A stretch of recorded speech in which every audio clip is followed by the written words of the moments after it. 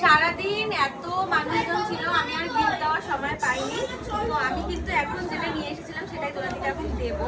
এই নাও। আমি জানি না কতটা কি পছন্দ হবে, কিন্তু আমি একদম তাড়াহুড়োর মধ্যে যেটা পেয়েছি আমার পছন্দ মতো একটা নিয়ে এসেছি। আর করো তোমরা কি হবে? সবাই গেস করে নিয়েছে।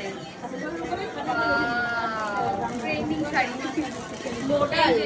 হ্যাঁ আমি জানি না, কিন্তু আমি চাইছিলাম যেন একটা, আমি শাড়িটার নাম ভুলে গেছি, তো আমি চাইছিলাম একদম সফট যেন কোনো একটা শাড়ি হয়, যেটা পরতে আরাম হয়, তাই জন্য এরকম একটা খুঁজে নিয়ে এসেছি। বাহ খুব সুন্দর। এটা পিঙ্ক পোর্শনটা বেশি আসছে এই যে। এটা আঁচল। হ্যাঁ।